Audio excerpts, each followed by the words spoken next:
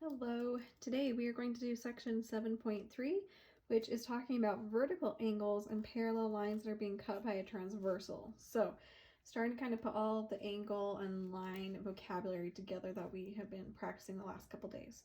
So, today you should be able to identify what vertical angles are, identify linear pairs, recognize that when you have parallel lines that are cut by a transversal line, they create all these different types of angles. We have alternate interior, corresponding, alternate exterior, and same side interior. And then knowing those relationships, how to set up and solve equations using the information. So first, let's just get some notation and vocabulary out of the way. So angles can be labeled either using one point at the vertex, where the vertex is that middle point, or you can use 3 points coming from the end to the middle to the other end. So options for naming this angle is we could just name it angle B, or you could use angle 1, since there's a 1 right here, or we could say angle ABD. You can also reverse and go angle DBA. So I'm going to add those. Or we could also do angle DBA, or just angle 1. I guess that's already right there. Okay. On this one, we could name this one ABC. Or you could reverse it and go CBA. Or since B is right there at the vertex, you can just call it angle B. So there's kind of some naming there, since we will have lots of angles to be named this unit. Okay, some more vocabulary. Straight angles are angles created by rays in the opposite direction, which make a straight line. So essentially what's happening is you have a 180-degree angle right here. So that makes a straight line, so we call it a straight angle. Adjacent angles are angles that share a vertex and a side. So adjacent means next to. So these are going to be angles that are next to each other that share a side. So on this example, we see these angles share this middle side right here.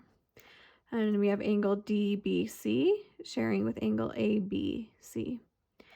Or you could call it angle 1 and angle 2, since they have those numbers labeled on the inside.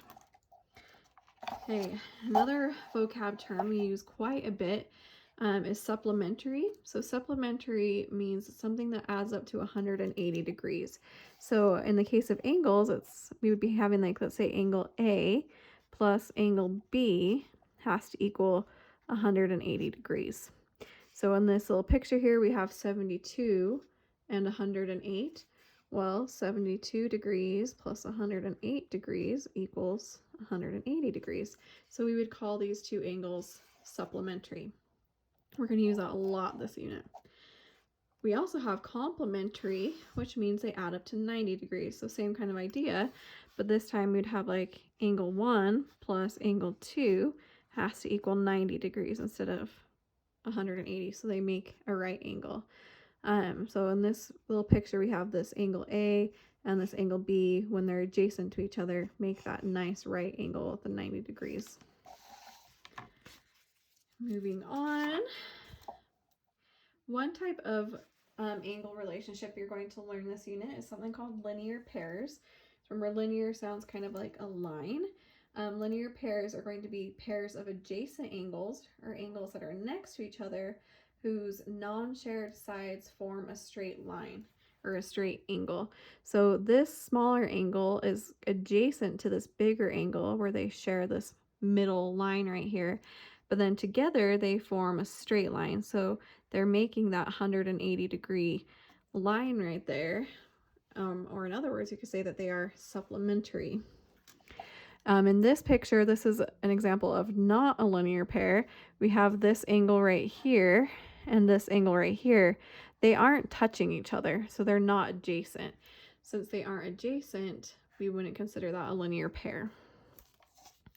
Another type of angle that you'll learn this unit are vertical angles.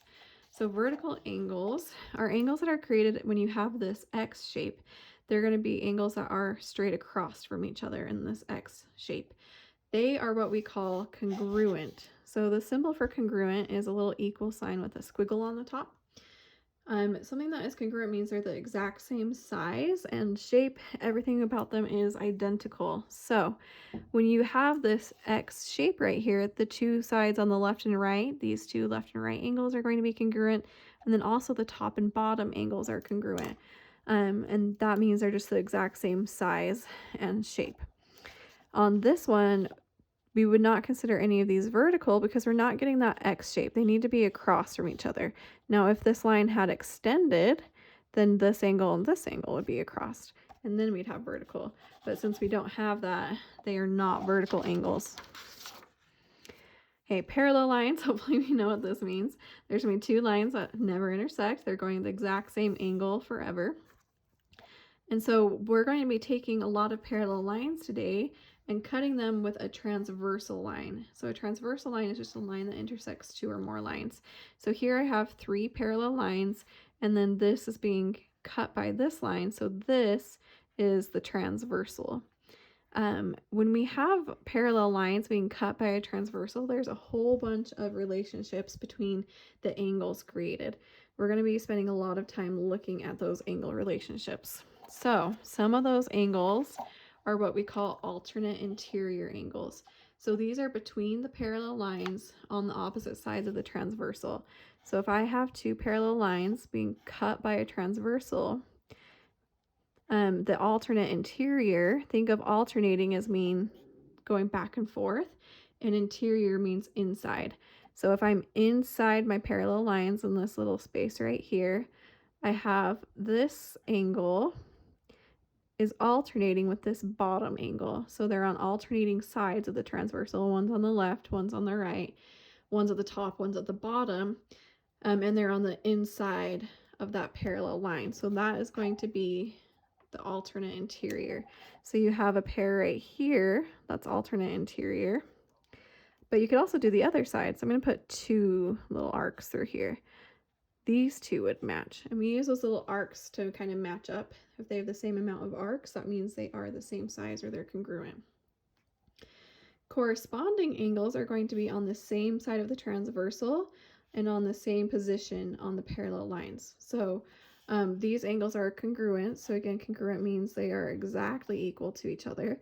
So if I have two parallel lines cut by a transversal again, what this is saying is that they're going to be on the same side of the transversal. So either both on the left or both on the right. And they're also going to be on the same position of the parallel line. So if I'm looking at this angle right here, it's on the left of the transversal and the top of the parallel line. So if I come over here, this angle is also on the left of the transversal and the top of the parallel line. So that would be a corresponding angle. And just like in the previous type, we have more than one pair. These two would be corresponding, but then so would this one and this one. They're both on the right and top right. This guy in the bottom right would match with this guy in the bottom right. And then this guy in the bottom left would match with this guy in the bottom left. So lots of different types of corresponding angles. And then alternate exterior is going to be very similar to alternate interior, except being on the inside, we're going to be on the outside for exterior.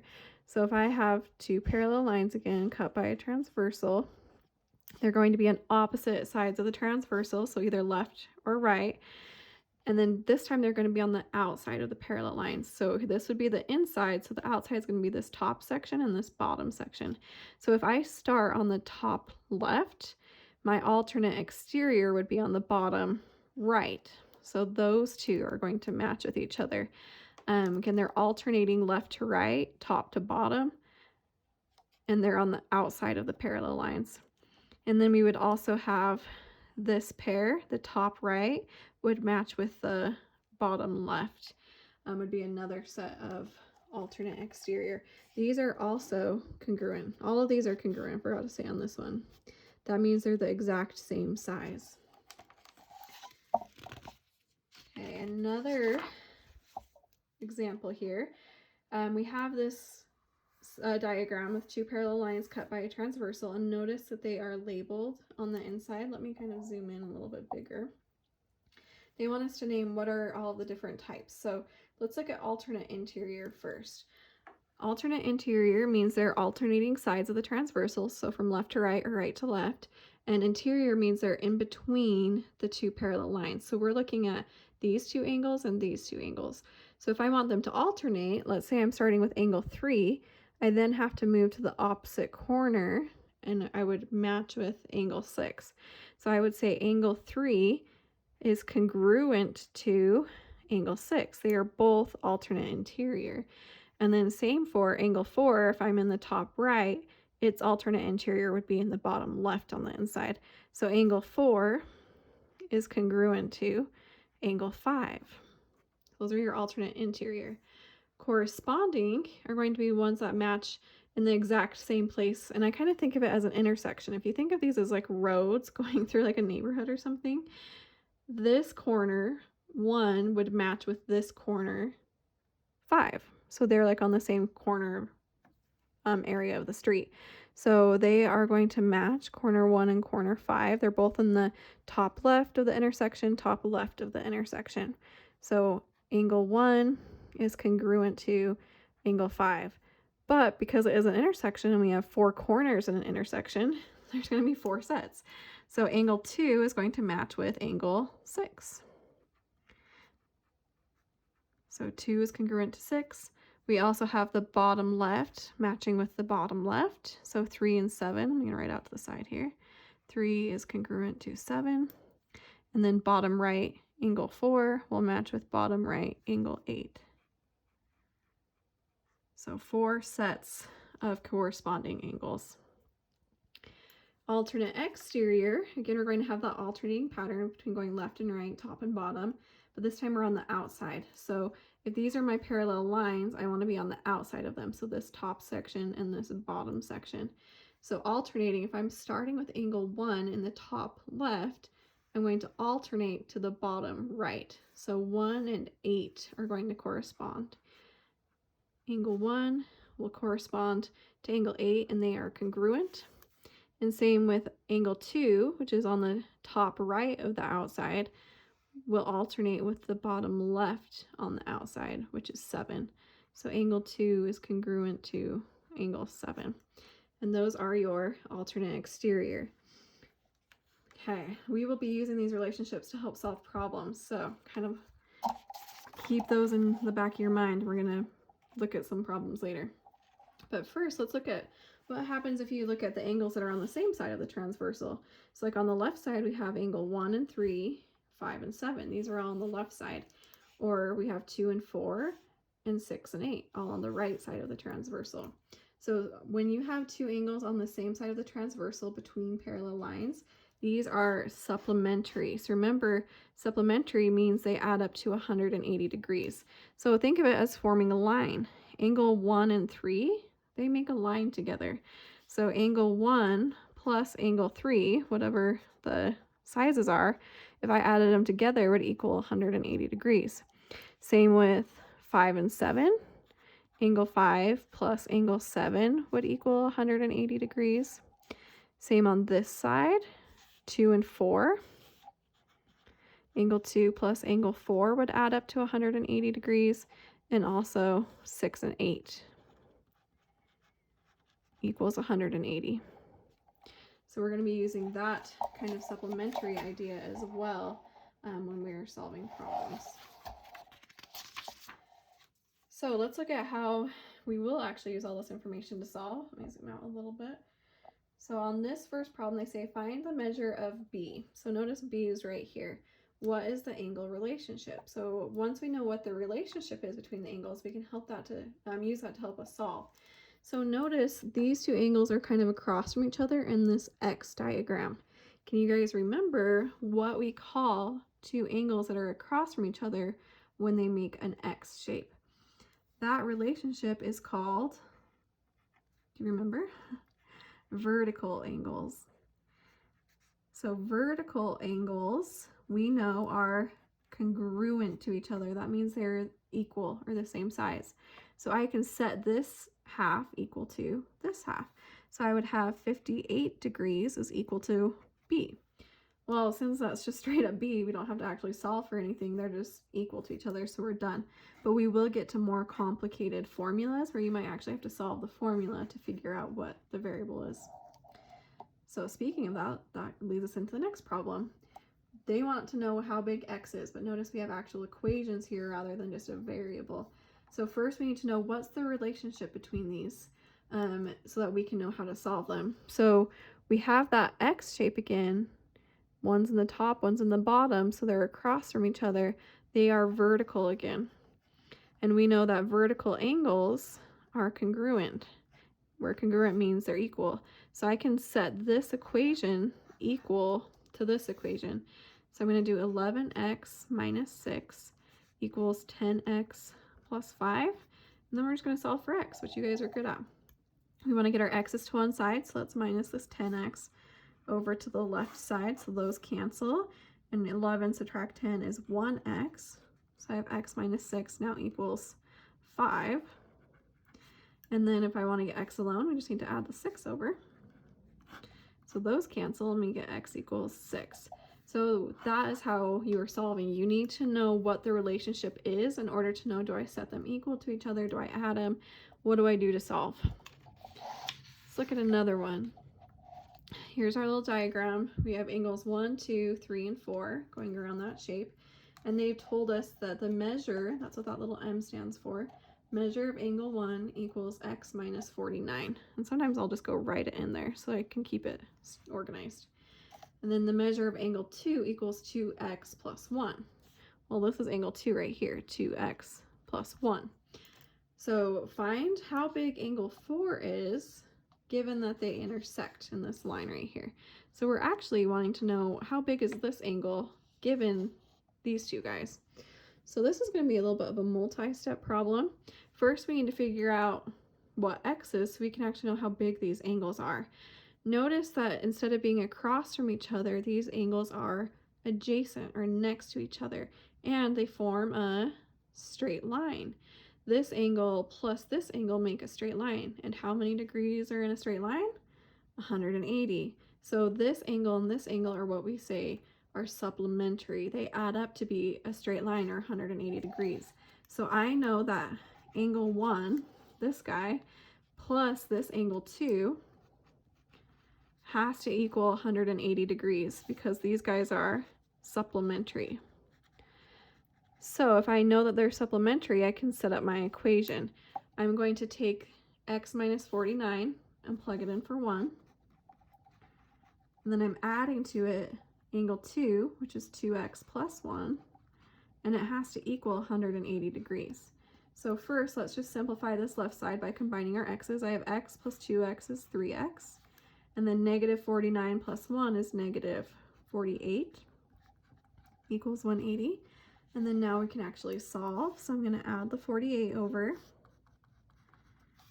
so that those cancel, and I get 3x equals 180 plus 48, which is 128.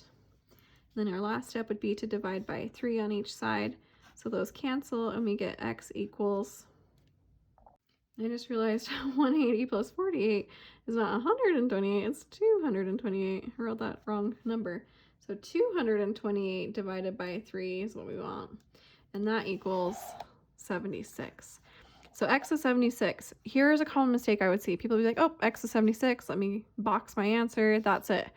They didn't say solve for x up here. They said, how big is angle 4? Find angle 4. So we just figure out x is 76, but that's not how big 4 is. So what we need to do is, first off, I can see that 4 and 2 are across from each other in the x diagram. So they are vertical angles. So angle 2 is the same size as angle 4. So if angle 2 is congruent to angle 4, if I find out how big angle 2 is, I'm going to know how big angle 4 is. So we need to plug this back in so that we can see how big angle 2 is. So I'm going to do 2x, which is 76, plus 1. Well, 2 times 76 is 152, and 152 plus 1 is 153. So that means angle 2 equals 153 degrees. So since they are congruent, that means so is angle 4. So angle 4, the measure of angle 4 is 153 degrees. So kind of two steps. We first had to figure out how big x was so that I could plug it in to know how big this angle is. Once I know what angle 2 is, then I know how big angle 4 is. So just be careful when you're reading the instructions that you're actually figuring out what they want you to solve for. Sometimes it might just be what is x. Sometimes I might actually want you to plug it back in and see how big the angle is. Okay. Let's try a couple more. Some of the problems you're going to run into, they'll ask for the name of the angle relationship, which just means are they vertical, are they alternate interior, are they corresponding? So they're going to want to know that name, and then they want you to solve for it. So let's first figure out what angle relationship we have. Notice they're on the same side of that transversal. They're both on the right. So those are going to be, it's kind of an easy name, same side interior. They're on the same side and they're on the inside. So they are same side interior. And we know since they are on the same side on the inside, they aren't congruent, but they are supplementary. So if they're supplementary, remember that means they add up to 180 degrees. So that means I can actually find what x is. So knowing that relationship helps lead you to how to solve them. I need to know that they add up to 180 to know what to set my two equations equal to. So I'm going to take this equation and add to it this equation, and together they make 180 degrees. So if I do that, let's go over here, we have more space. The 2, oh, it's 21x. 21x minus 1 is the first angle. I'm going to add to it the second angle, 9x plus 1, and those together equal 180 degrees. So we have our first angle plus our second angle equals 180 to be supplementary. Then from there, let's just simplify. We have 21x plus another 9x is 30x's. And then negative 1 plus 1, well, that's just 0. So they just go to 0, and we get 30x equals 180. So then if we divide by 30 on each side, 180 divided by 30 is 6. So x equals 6. So always check, am I done here, or do I need to plug it back in? They just said to find the value of x, which we did, so we're done. We don't need to plug it back in. Okay, this one's a little bit trickier of a diagram. We have two sets of parallel lines. So they're kind of acting like transversals on each other. These two lines are transversals here, and these two lines are transversals for the other two. We get a lot of different angle relationships when we have more lines. So there's two sets of parallel lines. Find the measure of angle 1. So it's kind of hard to see on the picture. Angle 1 is right here. It's just a little guy right there. How big is angle 1 given that angle 4 equals 27x minus 1? So I like to label it in the picture again. So angle 4, I can barely read it, is right here. This guy right here. So that is 27x minus 1. And they also told us that angle 2 is 26x plus 2. So angle 2 is right here, 26x plus 2. So notice the only two formulas we have are these guys, so we have to use them in order to solve.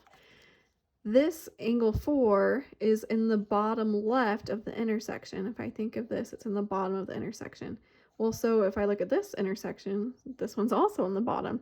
That means these two are corresponding.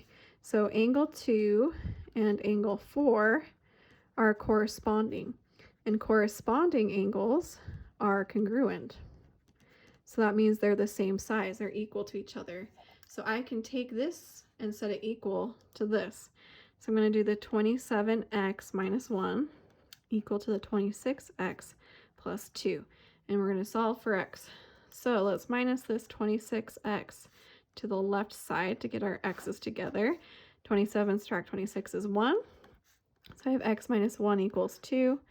Add the 1 over, and we get x equals 3. But is that what they asked us to find? Did they say find what x is? No, they said find the measure of angle 1. So they want to know how big this angle is. So let's see, what does this angle have to do with maybe angle 2? If I have this line and think of these as my parallel lines, so kind of just ignore this equation right here, or this line. I have my parallel lines cut by my transversal.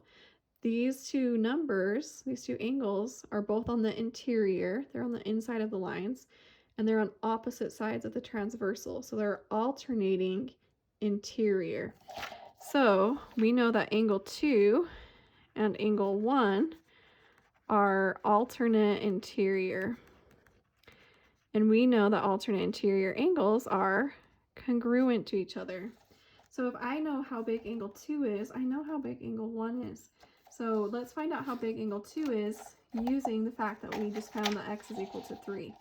Well, if this is my formula, if I plug 3 in, that's going to tell us how big angle 2 is. So angle 2 is going to be that 26x, but I'm going to plug 3 in for x, plus 2. Well, 26 times 3 gives us 78.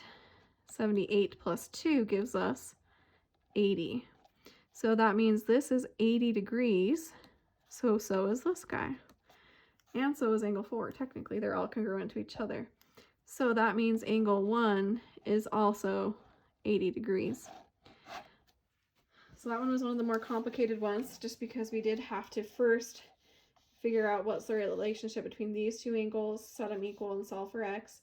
But then we wanted to actually know what this angle is equal to. So we had to back solve by plugging x into our formula to see how big the angle is. And we had to know that this angle is the same size as this angle. So lots of stuff you have to recall. Okay, let's do one last one. It says identify the angle relationship. So what type of angles do we have? And then find the measure of the bolded angle. I know it's kind of hard to tell on here, but that's this angle is the one that's in bolded print. So let's first determine what relationship these two angles have. They're both on the outside of the parallel lines, so they're on the exterior, and they're on opposite sides of the transversal, so they're alternating on the exterior. So they are alternating exterior angles, and we know that alternate exterior angles are congruent. So that means I can set this equation equal to this equation. So if I take the top one, 17x plus 11, and set it equal to 19x minus 3. Let's solve for x. Let's minus this 17x to the right side to combine those x's. So we have 11, and then that equals 19 minus 17 is 2x minus 3. So now solving for x again, let's add this 3 over. 11 plus 3 is 14, equal to 2x. One last step, let's divide by 2. And then 14 divided by 2 is 7. But again, they didn't say how big is x. They said find the measure of the bolded angle. That's this guy. So that means we need to plug 7 in. I'm going to take the 19x, but plug 7 in, and then minus 3. 19 times 7 is 133, but then minus 3 is 130. So that's how big our degree is. So that angle, this bolded angle, this bottom left one, is 130 degrees, and that's your answer. So again, just be thorough in reading your directions. So if you know, do I solve for x, or do I have to go one more step and plug it in to get my answer and get the actual size of the angle? And that is kind of a quick overview of all these different angle types. Let me zoom out a little bit. So get familiar with the different types of angles.